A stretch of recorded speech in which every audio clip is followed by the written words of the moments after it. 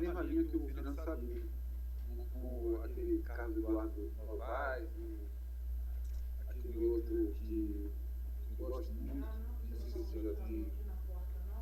Quem são os que fazem humor, lembra? Os que fazem humor. Tudo bem, Fernando Sabina, né? Eu gostava muito do Carlos Eduardo Novaes, mas ele não tem mais aquela coluna no Jornal do Brasil, que tinha maravilhosa. Tem o Nelson Rodrigues, né? Eu gostava muito de ver o Nelson Rodrigues. Mas tem um outro aí, Luiz Fernando Veríssimo, que é mais legal. É esse? É isso aí. Qual? Depois, como eu estou fazendo a revisão dos estatutos, né, a gente pode colocar aí. Não, Eduardo, qual foi o nome que você falou? Fazer uma pergunta. Não, Eduardo, qual foi o nome? Não, qual foi o nome que você falou? É Luiz Fernando Veríssimo. É esse mesmo que eu falei? Não tem o nome dele, veja só. Não há problema algum. Isso daí, na hora que vocês tomaram posse, eu falei isso. Se você for ver lá, o estatuto ele permite, inclusive, que o entrante, né, escolha o seu patrono. Então, é verdade que houve, inclusive, aqueles autores estrangeiros, né? A gente, quem estiver entrando, hoje a única vaga que tem é a cadeira 13 com o patrono Roberto Marinho. Só tem uma. Mas talvez ela esteja vaga por causa disso. Não, quando chegar alguém para assumir a vaga, ela pode mudar o patrono, entendeu? Então tá. É porque, uma vez escolhido o patrono... A última mudança do estatuto deu essa flexibilidade, entendeu? Para não ficar uma coisa engessada, né? Então é isso, meu amigo. Boa noite, passe a palavra. A noite é sua. Bom, inicialmente, né, agradecer a presença de vocês, dizer que é uma honra muito grande estar aqui. Eu sempre procuro prestigiar, né, essas apresentações, esses atos, porque eu acho realmente necessário que haja uma união grande, uma união forte entre a gente, que só assim a gente vai crescer a nossa instituição, né? E assim também espalhar essa semente, né, para o resto do Brasil, né? A partir de Partido Alfés. Que Partido Alfés eu tenho um imenso amor mesmo pela cidade. Foi uma cidade que eu fui convidado para assumir um cargo de muita responsabilidade, né? E o prefeito nem me conhecia. Sabe por quem eu fui sabatinado para conseguir esse cargo de procurador-geral do município de Partido Alfés? Nada mais, nada menos do pai do ministro Luiz Roberto Barroso. Porque o Luiz Roberto ele tem penetração nessa área aí de vassouras, né? Partido Alfés, o pai dele gostava muito de passear, conhecia muito o pai do Eurico Júnior, o ex-prefeito, pai, né? Então ele tinha uma relação muito grande e o procurador-geral que estava ocupando o cargo aí, ele fez um concurso, passou, né, procurador-geral do Estado, e vagou essa procuradoria. E aí o Júnior ficou meio de má vontade na época, disse, juiz não é importante. Depois ele se arrependeu amargamente de ter dito isso. Quando eu entrei, eu disse, puxa vida, quando você entrou, o quanto é importante, lógico, para dar os assuntos do município, nas primeiras vezes. E como tudo estava nascendo, né, a partir de Vassouras, eu estava encantado com isso, porque a gente estava começando do zero, praticamente. E aí eu fui sabatinado por esse procurador, pai do Roberto Barroso, né? Acho que é pessoa conhecida em Pati, faleceu recentemente, inclusive. E aí eu fui apresentado ao Júnior, a gente nem se conhecia. E foi até uma... não, a gente até se conhecia, mas foi um fato muito bizarro. Eu fui a Pati casualmente e um amigo meu falou assim, eu tenho que pagar um IPTU, eu tenho um terreno lá em Pati e tal, você pode pagar na prefeitura? Posso, não tem problema. Aí, quando eu estava viajando muito tempo, eu estava meio apertado, né? Eu abri uma porta lá da prefeitura, antigamente era lá naquele morro, né? A antiga prefeitura, que hoje é a Secretaria de, acho que é de Assistência Social, uma coisa assim. E eu abri inadvertidamente a porta e estava todo mundo reunido lá com o prefeito, e eu perguntei, pensei que aqui fosse o banheiro, desculpe e tal. Aí foi uma gargalhada e tal. E aí eu passei a ficar conhecido naquele momento, né? Mas eu acho que o Júnior jamais esperaria que meses depois, né, eu estaria realmente assumindo o cargo de procurador. Eu tenho muito orgulho disso, porque foram 5 anos maravilhosos na minha vida, né? Passei a morar em Pati, né? E esse climazinho de serra, de terceiro melhor clima do mundo, aí eu adorei. Por isso que eu fiz tantas amizades aí e até hoje preservo, né?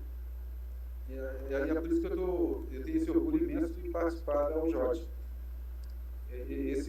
Dentro da minha, que eu vou dizer agora rapidamente o meu histórico de vida, né? Mas podem ter certeza que o ápice foi ser membro da UJOT, entendeu? Porque é um negócio que eu acho muito dentro do que eu quero mesmo, assim, sabe? De começar a deslanchar, a escrever mais, ter mais coragem, né? De você se lançar aí no mercado. Então, eu vejo em tudo isso um incentivo muito, muito bom, né? Eu me sinto muito bem com isso. Bom, mas para não prolongar muito, a minha vida começou assim, meio que forçadamente a estudar num colégio militar. Eu não tenho vocação para militar, mas meu pai era. Ele saiu como coronel do exército, né, da artilharia, e ele era muito cioso da profissão dele e tal. Eu gostaria naturalmente de seguir essa carreira dele. Mas quem seguiu a carreira dele foi meu irmão mais velho. Graças a Deus teve que prosseguir, aí eu fiquei fora. Já não tinha essa responsabilidade. Então eu comecei no Rio de Janeiro, comecei em Salvador, na Bahia. Fiquei 3 anos lá no colégio militar. Meu pai foi transferido para Brasília e lá não tinha colégio militar nessa época. Aí meu pai perguntou para mim, você quer seguir para o Rio de Janeiro, ficar internado junto com seu irmão no colégio militar, ou quer ficar em Brasília com a gente?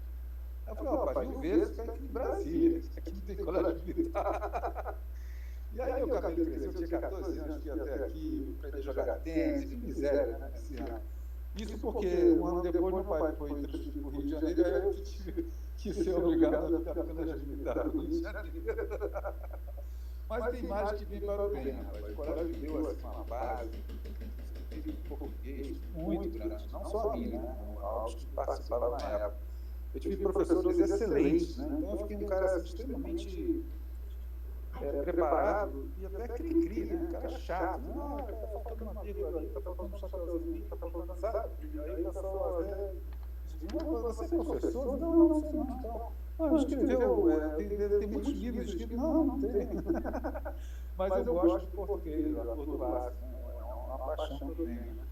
E eu fui muito preparado nesses 3 anos que eu fiz no Colégio Militar do Rio, antes do vestibular. Naquela época era vestibular. Muito bem. Passei, fui de infantaria, artilharia e cavalaria, porque como eu não gostava mesmo, eu ficava pulando de arma em arma para ver se eu me adaptava para o colégio. Mas foi tudo muito bem, né? Realmente foi um grande preparo, e depois eu fiz tanto é que eu fiz o vestibular assim por cima, né? E passei direto para o FRJ, né? Em Direito, aí no Rio de Janeiro. É o famoso Largo do Cabo, não sei se vocês conhecem, que foi o último foco de resistência à ditadura militar de 64, porque baixaram um tanque ali, o comandante com um tanque, ele chegou para o reitor e falou assim, olha, vocês vão ter que desocupar o mall aí que a gente vai invadir e tal. Aí o reitor disse assim, aqui só entra com vestibular. Essa frase ficou histórica. E aí o comandante lá teve que recolher o tanque dele e foi embora. Ele acatou. Foi uma frase tão impactante que ele acatou. Interessante.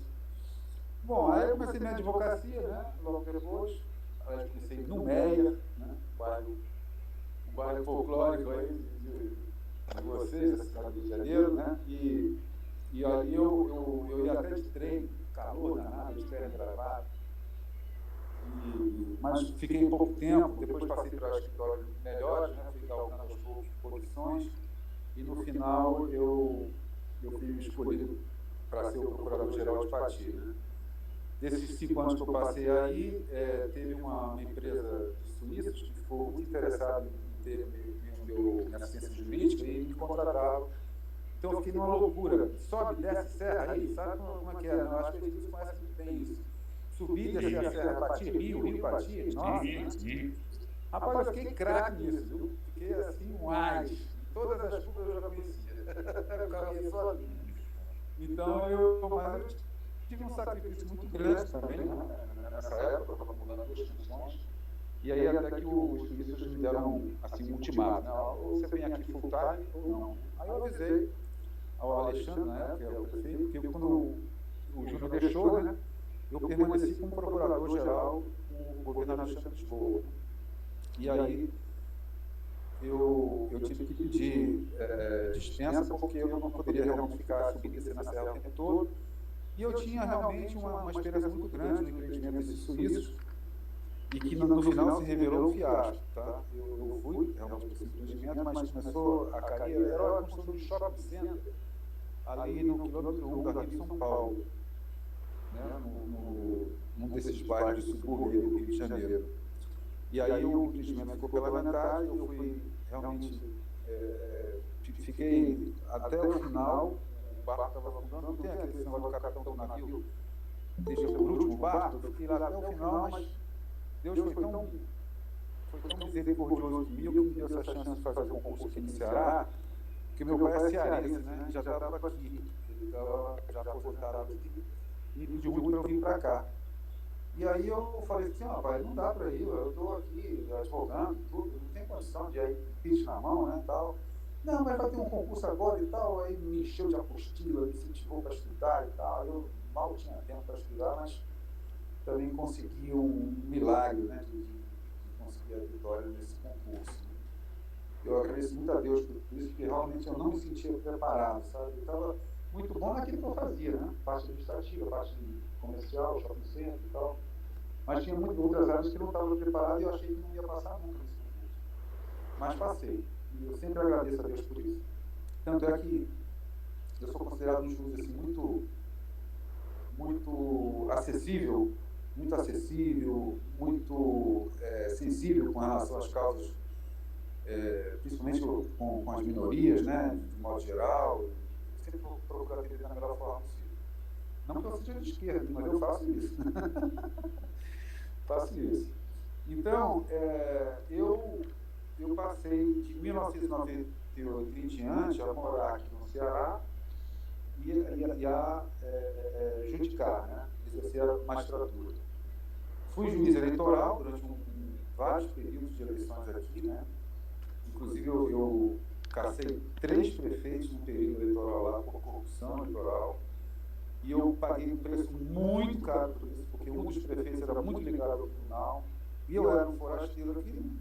Então o tribunal veio todo para cima de mim com unhas e dentes e me perseguiram o máximo, né? Eu mesmo, nessa cidade chamada Santa Quitéria, que é do interior, o sertão do Ceará, bem quente mesmo, eu tive que voltar para lá com o prefeito restaurado, porque lá no TSE, né, vocês devem ter um pouco de conhecimento como rola essas coisas, a minha sentença finalmente foi reformada por causa de uma coisa que, se fosse outra causa, né, o TSE passaria assim, longe disso, né? Então, mas eles fizeram questão, por causa de uma filigrana processual, eles anularam o processo. Aí pronto, o prefeito voltou, aquele todo poderoso, e passou a me perseguir. Foi aí que nasceu a música Voto de Consciente. Foi por raiva mesmo. Eu estava com tanta raiva de ser perseguido, desse prefeito, que eu tenho um trecho da música que fala em açude, né? Realmente ele foi, quando eu fiz a minha sentença, ele estava com tratores da prefeitura para fazer um açude em pleno período eleitoral, a favor de um correligionário. Então isso não pode, de jeito nenhum, o Ministério Público foi em cima também. Nós não fizemos nada mais do que cumprir a lei, mas mesmo assim a perseguição foi total, né? Então eu fiz essa música assim, com muita raiva mesmo, porque eu não sei tocar instrumento, né? Então foi muito intuitivamente. Compor eu gosto de compor, aliás, modéstia à parte, eu componho bem, né? Qualquer situação eu gosto de escrever, eu amo isso. Então eu faço muitas composições. Agora musicar, a composição é que eu não faço, isso eu faço.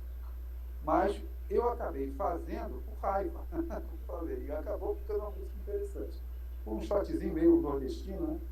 E uma mistura um pouco, e o pessoal gostou muito. Tanto é que o Tribunal Regional Eleitoral aqui do Ceará, ele encampou essa música para fazer parte da propaganda oficial do próprio judiciário cearense, né? Em relação às eleições aqui. Então eu fiquei nessa época muito prestigiado, mas foi por pouco tempo, né? Depois veio aquela onda, né? Eu estava contando a história da vida. Mas tudo bem, isso aí o vento leva, o importante é a gente cumprir nossa missão, né? Então eu fui juiz eleitoral também e, finalmente, eu estou ainda na ativa, mas já com uma certa vontade de me aposentar, porque não sei se vocês estão acompanhando as notícias, né? Os juízes, até os juízes, né, estão sendo perseguidos de tudo que é jeito aí, aquela Ludmila Grilo, né, que é até de Minas Gerais, vocês estão falando de Minas. A Ludmila Grilo é uma juíza fantástica, corajosa, técnica, né, professora, não falava mais do que o que estava correto na interpretação sobre a Constituição do Brasil, sobre a legislação, falava tudo direitinho. Aí, mas claro, né, falava mal do STF em função da série de iniciativas do STF que macularam essa legislação, inclusive a Constituição Federal. Então, ela apenas alertava nisso. E o resultado foi que caçaram, né? Prejudicaram a menina, né? Uma moça jovem, brilhante, né? E tiraram a magistratura da vida dela. Ela foi aposentada compulsoriamente. Então, a gente vive realmente num clima muito instável para os juízes e está vendo agora uma tal de caça às bruxas, estão investigando até o WhatsApp dos juízes para saber se eles se manifestaram nas eleições, se continuam se manifestando ou não. Eu não sou de rede social, então eu não me manifestava nas redes, né? Mas eu procurava, como juiz, esclarecer algumas coisas no WhatsApp. Não sei se vamos pegar por causa disso, mas eu estou aqui no suspense. Por isso que eu já tenho vontade de me aposentar, só por isso. Mas uma boa carreira muito grande, eu sempre agradeci demais a Deus por estar sendo juiz, não me considerava preparado, mas hoje o próprio Tribunal aqui do Ceará me considera como um dos juízes mais preparados que tem aqui. E ainda assim me percebe. E não só preparado, eles fazem questão de dizer, não, o doutor Eduardo, isso é um juiz sério, de provo. Não é a questão, eles estavam falando da minha movimentação, né, da produtividade. Mas naquela época a gente tinha nem assistente de apoio, não tinha nada, eu tinha uma estrutura boa para conseguir uma produtividade muito boa, e foi uma época que eu fiquei muito doente, eu não sei se alguém me conhecia antes, eu estava muito gordo, né? Eu acho que o Carlinhos Maneiro me conhece, né? Eu era bem gordo, né? Bastante, né? bastante. Pois eu emagreci bastante e tal. E nessa época, né, o tribunal me pegou, minha produtividade foi baixa, né?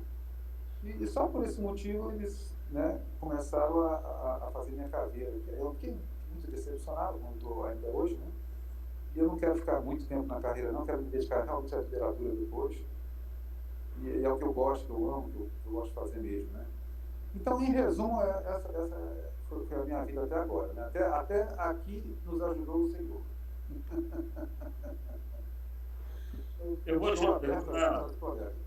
vou dar o pontapé inicial aqui, não levantei a mãozinha, mas vou dar o pontapé inicial, provocar. Bem, hoje teu patrono é Fernando Sabino, né? Você já leu algum livro dele ou não? O Grande Mentecato, né? O Grande Mentecato, justamente sobre esse que eu gostaria de falar. Eu também li 2 livros do Fernando Sabino, que é o Grande Mentecato e o Encontro Marcado. No outro dia eu estive vendo, Fernando Sabino completaria, né, 100 anos, no dia 12 de outubro, e dentre as comemorações aí eu vi que o Encontro Marcado é um livro dele, considerado uma das grandes obras dele. Mas eu queria me ater no Grande Mentecato, já que você leu. Não sei se você lembra, mas o Grande Mentecato fala da vida de Geraldo Viramundo, né? Que ele circula pela cidade. O Fernando Sabino. Naquela cidadezinha, desde quando a estrada era de barro. Isso. O Fernando Sabino o Fernando Sabino aproveita para apresentar ao mundo Minas Gerais, né? Ele fala de várias cidades e vários artistas mineiros, né? Ele faz uma propaganda muito bacana. Mas a impressão que eu tenho, e já discuti isso com o Gil Kleber, que a gente discute muita literatura, rapaz, eu tenho a impressão, aquilo, não estou falando que é cópia, por favor, não é isso, mas me fez lembrar Dom Quixote de Cervantes, entendeu? Naquela loucura, esquizofrenia de Dom Quixote. O que você acha dessa coisa? Olha a qualidade que nós temos na presidência da UJOT, está vendo? Essa observação dele que é fantástica. É verdade. Só faltava aquele. Não, porque o Dom Quixote de La Mancha, se vocês tiverem paciência de ler, são 2 volumes imensos, né? 800 páginas cada volume, né? É muito difícil você ler a obra, né? Mas ele fala, uma coisa interessante é que ele fala também da questão dos princípios que uma pessoa rude, né, rudimentar, como é o Sancho Panza, né, transmitindo a uma pessoa mais culta, num diálogo também que muitas vezes você rola de rir, né, que realmente é engraçado. O sujeito vê, por exemplo, uma prostituta num vestíbulo ali e acha que é a princesa que está sendo sequestrada, né? E que ele tinha que salvar a princesa e que tinha que ir lá e tal. Aí o sujeito lá brigava lá com as pessoas e levava um monte de pancada, né? E depois o próprio Sancho Panza também pegava as sobras e dizia para... Teve um caso, não, que um rapaz que apanhou tanto, falou assim, não, por favor, não quero mais sua ajuda, por favor, pode ir embora, não sei o que e tal. Aí ele falou assim, mas você jura pela sagrada, na época, na Espanha, tinha um reinado, se jura por esse rei e tal. E o Dom Quixote, ele era um sujeito que acreditava muito em juramentos, né? Aí o sujeito falava assim, não, tudo bem, eu juro que não vou mais dar pancada no rapaz, não se preocupe, não, pode ir embora, não sei o que e tal. Aí, quando o Dom Quixote saía, o cara levava as pancadas de volta. Aí, no dia que se encontrou novamente, ele pediu para não mais protegê-lo, porque a proteção dele estava sendo pior. Aí, medo do soneto, né? Mas então, essa parte... Eu queria fazer essa ligação com o protagonista do Grande Mentecapto, do Fernando Sabino, que é o Geraldo Viramundo, né? Que eu acho o seguinte, a personalidade do Dom Quixote me parece o seguinte, não sei nem se na época o pessoal conhecia a esquizofrenia, né? Mas é um tipo de esquizofrênico. Ele vivia mundos, né, completamente desassociados da realidade. Justamente, né, você ilustrou bem aí essa questão da pessoa que ele acha que é a rainha, né? Mas o Giramundo, o Geraldo, na verdade, ele entra no exército, ele sai, ele vive várias situações, entendeu? Assim, me parece que tem uma ligação, entendeu? Pode ter sido influenciado, né? Exatamente. Mas, Edmilson, você tem que ver só um detalhe. O Dom Quixote foi escrito no século XVII, né? 1600 e alguma coisa, né? Então, você imagina naquela época, rapaz, um escritor da qualidade de Cervantes, né? Não, sem dúvida. Não estou aqui. Na época... Não estou colocando em julgamento, pelo amor de Deus. Não. Pelo contrário. Que o Fernando Sabino, séculos depois... tentou inventar um pouco do Cervantes, mas mesmo assim não foi lá essas coisas, né? Ou seja, não chegou ao brilho do Dom Quixote, mas realmente você tem razão, né? Existe com certeza uma diferença entre os dois. Denise, por favor. Denise?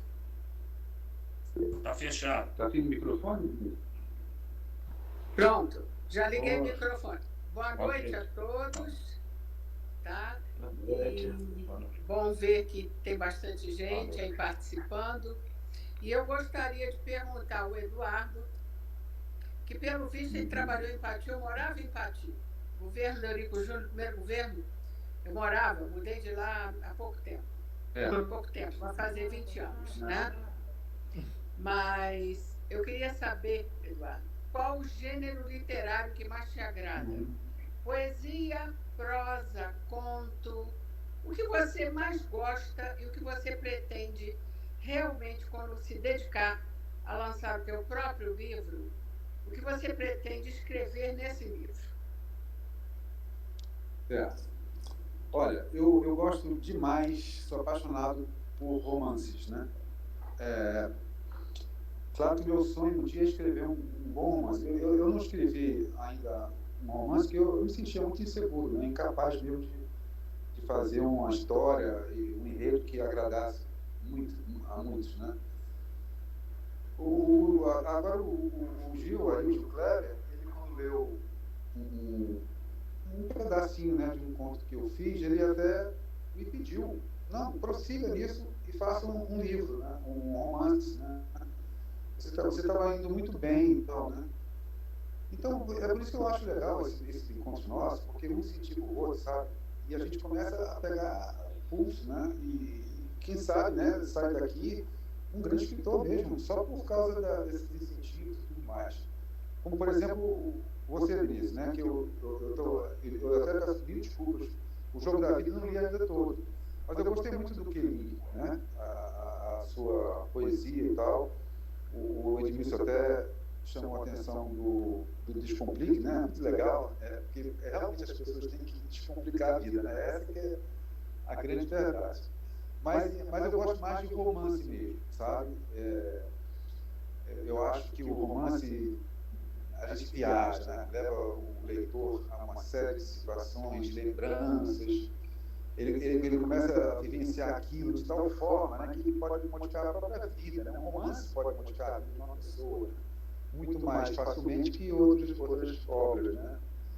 Com poesia, crônicas, né? Mas eu também gosto de poesia, né? Eu gosto muito de rimas. Eu tenho facilidade de criar rimas muito grandes. Eu sou meio que um cordelista, já que eu estou aqui do Nordeste, né? Meu pai é cearense, então acho que eu peguei esse cacoete, né? De ser meio cordelista. Então eu vou meio que na onda. Mas foi bem natural mesmo. Não foi porque eu fiquei lendo literatura de cordel, nem fiquei apaixonado pelo cordel, não. É porque eu naturalmente fazia cordel, sei lá. Assim, as rimas, né, muito métricas, né? E eu sou muito exigente nessas coisas. Então, mas de qualquer maneira, o romance não tem por onde. O meu sonho é se tornar um romancista. Legal.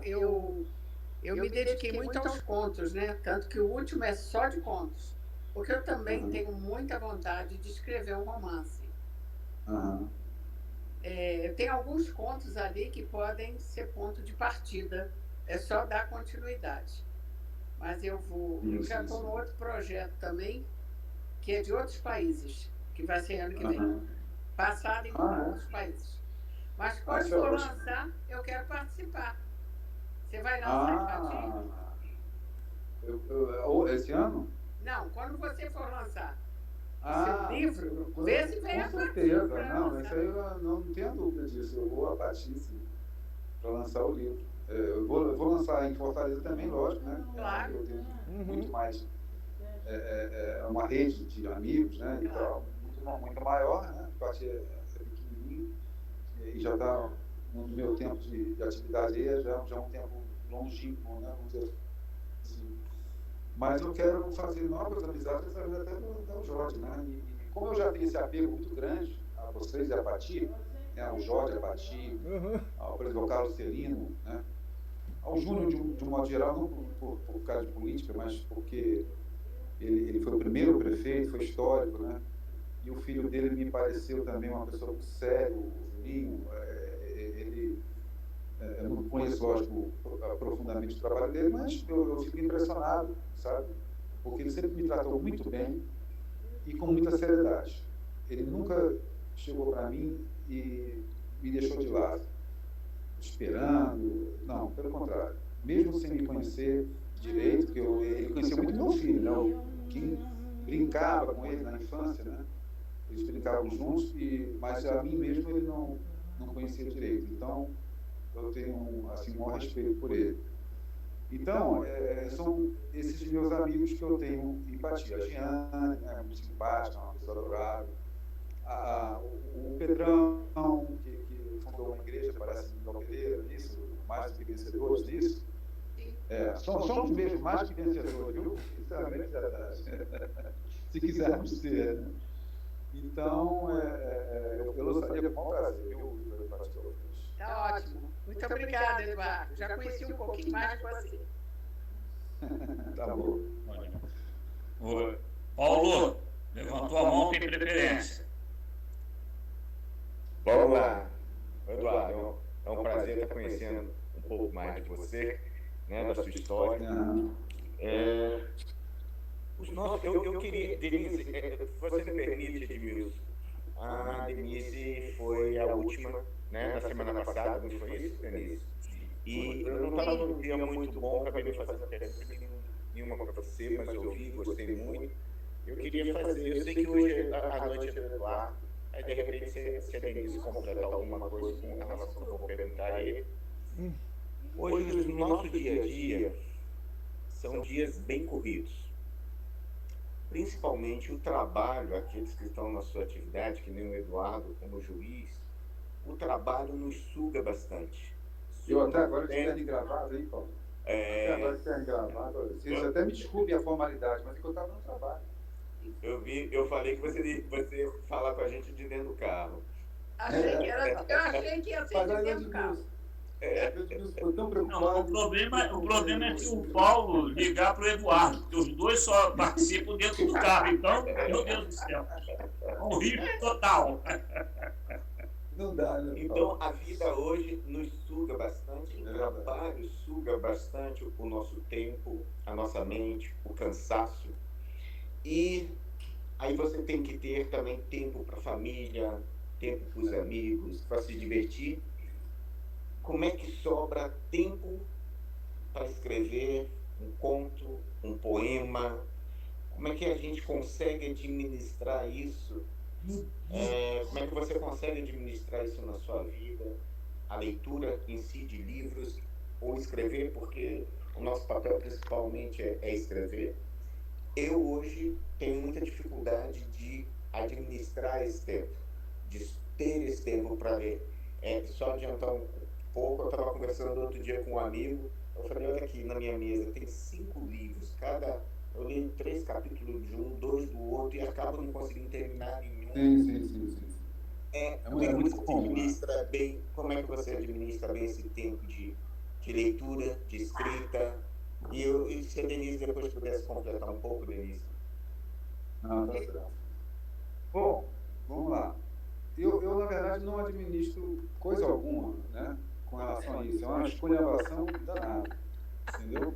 Adorei. Mas eu procuro ser organizado em relação a isso. E tanto é que o meu esforço é tão grande nesse sentido que eu me matriculei num curso de escrita criativa com meu nome dele, meu Deus, Gurgel. Eu falei já para vocês dessa pessoa, professor Gurgel, né? Ele tem um curso ótimo e ele está começando a me educar a teatros, né? A saber aproveitar a minha criatividade na hora certa, né? E eu achei super interessante. Eu pensei que fosse uma aula maçante e tal, mas eu vi que ele tinha realmente um dom de ensinar muito grande e agora eu estou começando a me organizar mais, né? Ele dá muita ênfase ao seguinte: você tem que ter o hábito de escrever. Coloque isso de uma forma bastante disciplinada, porque você vai sentir falta de escrever, vai escrever cada vez mais, vai se tornar uma pessoa cada vez com maior talento na escrita, e assim com todo mundo, que a repetição, né, é a mãe do aprendizado, né? se você começa a repetir, tendo um cantinho secreto, eu tanto pergunto a vocês, toda hora minha pergunta é frequente. Onde é que vocês acham um lugarzinho onde a inspiração chega, né? Qual é a melhor situação, qual é o melhor lugar, né? Qual é a circunstância que ajuda você a ter inspiração, né? A minha inspiração vem de repente, de uma hora para outra, entendeu? E quando ela vem, eu tenho que estar perto de uma caneta e de um papel, só isso. Porque aí eu consigo escrever, ou então agora com o celular eu faço uma gravação e consigo captar aquilo, porque eu sei que aquilo pode fugir depois da mente da gente, né? Então, por exemplo, eu tenho, de repente eu estou vendo uma cena qualquer que me inspira, eu acho engraçado, começo a fazer versos sobre aquilo, e agora eu faço isso com tanta facilidade, de brincadeira com os meus amigos no WhatsApp, o pessoal morre de rir, mas eu perco esses escritos, fica no WhatsApp e vai se perdendo, e eu não me importo muito em perder não, porque eu estou sempre reativando isso, né?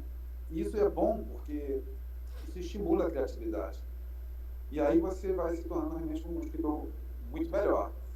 Agora, ele ensinou um macetezinho, que eu acho que é muito interessante também, que é quando você acorda de manhã cedo, você tem que ter, imediatamente, antes mesmo de fazer pi no banheiro, você vai, escreve o que está na tua cabeça, mas nem pensa, só o que está mesmo na tua cabeça, vai escrevendo e tal, porque ali ele ensina que você tem um grande potencial de literatura, né, de capacidade de escrever na sua mente.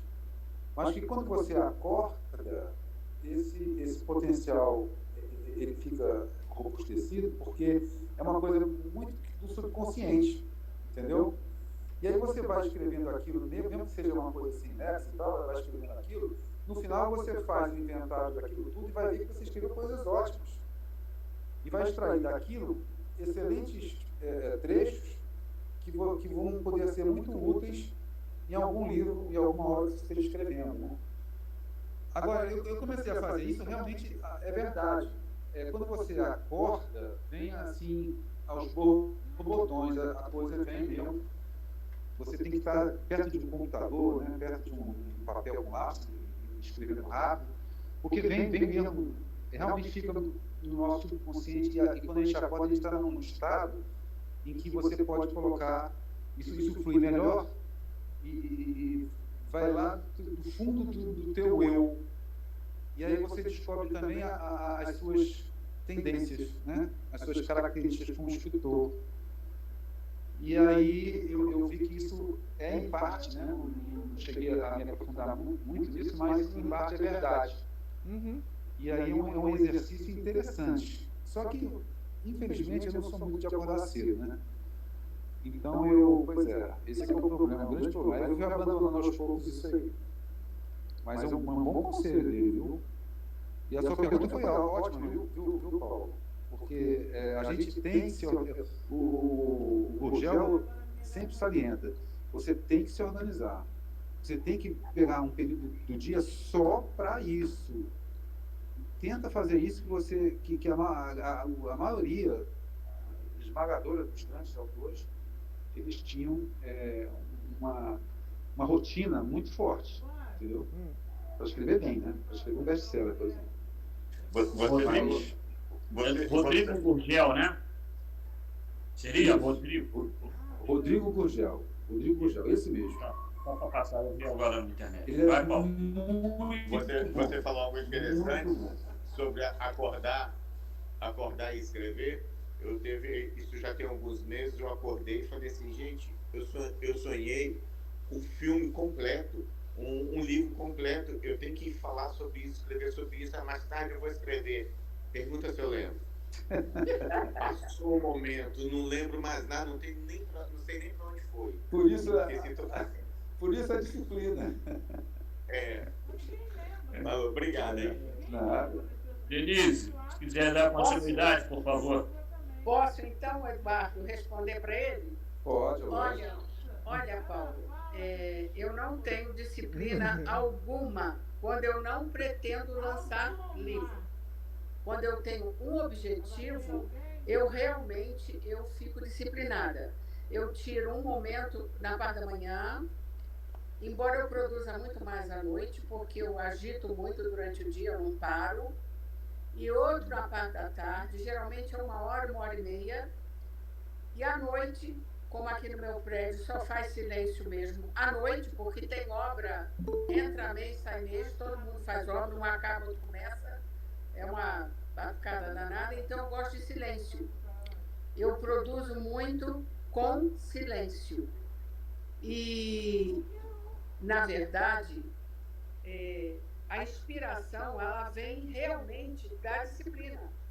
E eu estou fazendo, inclusive, um curso também de escrita criativa com Celso Sisto, destinado ao público infantil, que é uma outra experiência, né? Toda semana eu tenho que fazer um conto infanto-juvenil. E que está sendo fantástico, uma experiência. No início, minha vontade era assumir, era cair fora, que fiquei apavorada. Agora, eu estou muito empolgada, ele está fazendo realmente elogios ao meu trabalho, e era isso que eu queria. Falei para ele, custei, mas estou chegando, porque eu estou acostumada a escrever para adulto. Quando você vai escrever para criança, é outro departamento. Realmente é. Paulo, a leitura realmente é fundamental, mas a escrita é tanto quanto a leitura. Então, nunca deixe de escrever, nem que seja um versinho, uma coisinha pequena, diariamente. Que aí você está botando as suas ideias em Muito bem, Denise. Muito bem. Tá bom? Muito bem. Vou aproveitar aqui, Guaraci, só está já aparecendo aqui 12 minutos, tá? Só para a gente providenciar o link. Perfeito. Do segundo tempo. Tô atento aqui. Tô atento aqui. Tá bom. Vai, Francisco, a vez é tua. Boa noite, Eduardo. Eu vi o seu vídeo da música que você fez aí, do voto, né? Consciente, muito legal. Gostei muito. Realmente você pode não ter como é que é? Ter estudado para o cordel e coisa, mas seu pai, como bom cearense que é, com certeza ele ouvia aquelas modas de cantadores, né? Os desafios, essas coisas todas, e tá no DNA da família, né? É verdade. E Mas, é isso aí. mas isso é bem de Minas Gerais também, Francisco. Minas Gerais é como se fosse a Espanha do Dom Quixote, né? Mas Minas são vários do Brasil, só o estado, né? Porque Minas faz divisa com quase todo o Brasil, né? Em cada parte de Minas tem um microclima, tem tudo diferente. E o Fernando Sabino realmente é o meu escritor mineiro preferido, eu adoro ele. Tem o Evangelho, Jesus, o humor no Evangelho do Fernando Sabino, que é maravilhoso, não sei se vocês já leram, é uma obra excelente, que ele fica lendo passagens do Evangelho de Jesus e ele consegue ver o humor naquilo e transforma aquilo em escrita muito bacana. É excepcional, realmente. É um fantástico autor. Você fazer humor. E é só parabenizá-lo e seja bem-vindo à nossa academia, que seu romance sai para a gente ler. Um grande abraço. Obrigado, Francisco. Felicidade. Mas só deixando aqui, fazendo uma palhinha aqui do que o Francisco falou, e a Denise também, foi o seguinte, realmente quando me forçam a fazer alguma coisa, uma música, uma poesia, né? Eu tenho uma incrível capacidade, isso é um dom também, de fazer a coisa na hora, assim, eu consigo fazer uma coisa boa e rápida, né? Olha, o Carlinhos Madeira está aí que não me deixa mentir, porque quando o Goiabal foi fazer o desfile da escola de samba lá, o Carlinhos, a música que ia tocar, resolveram não tocar, lembra?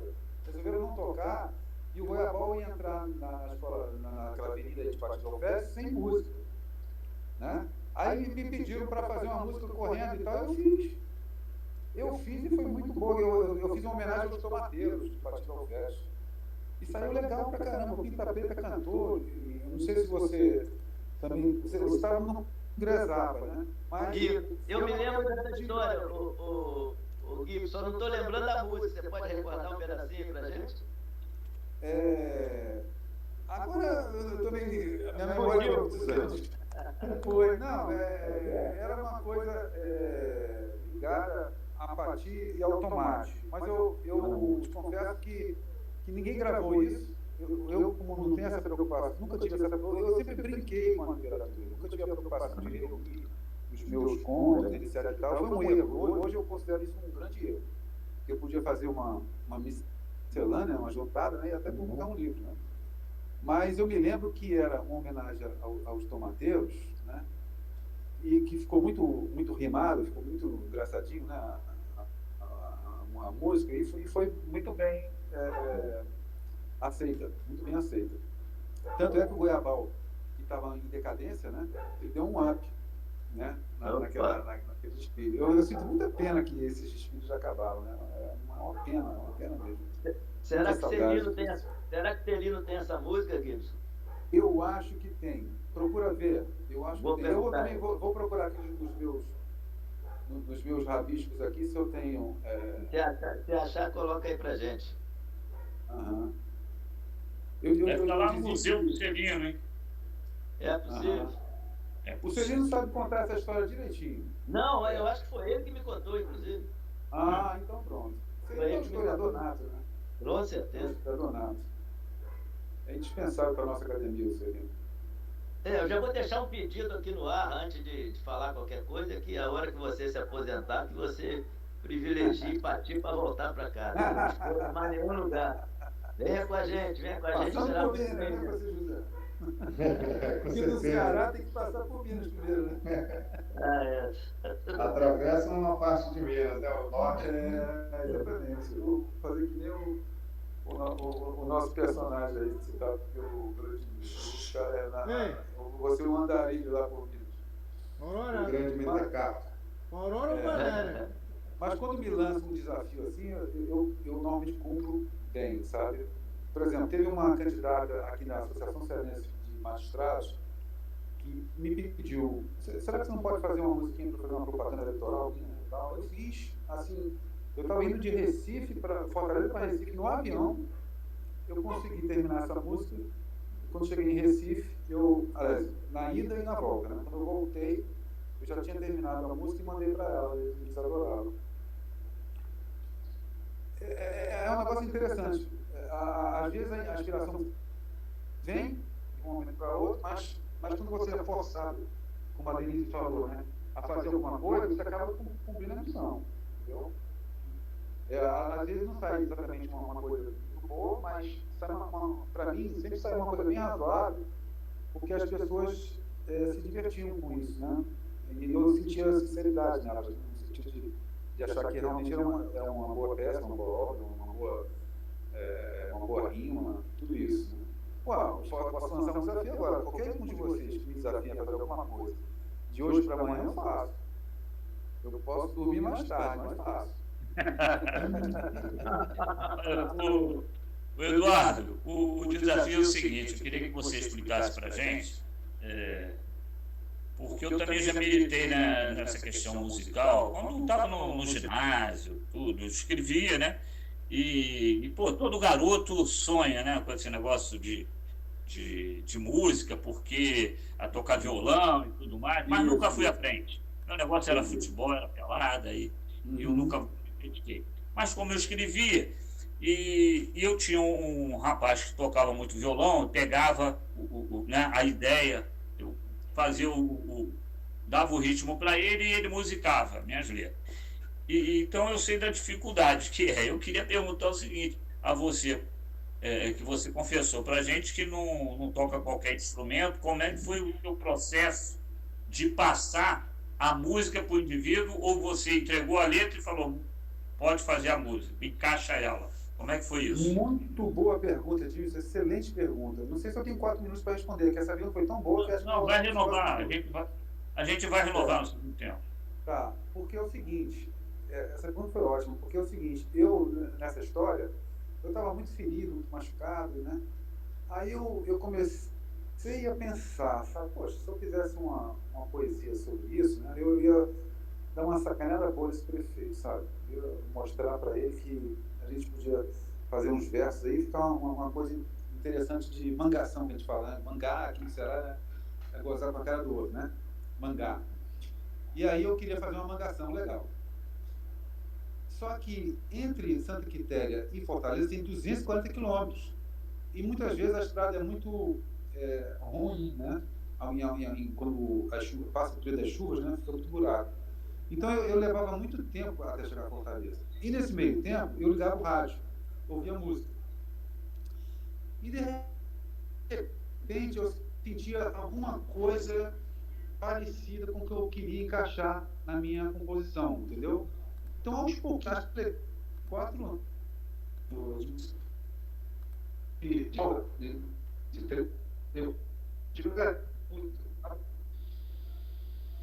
Tá ruim, Eduardo. Eu pedi realmente.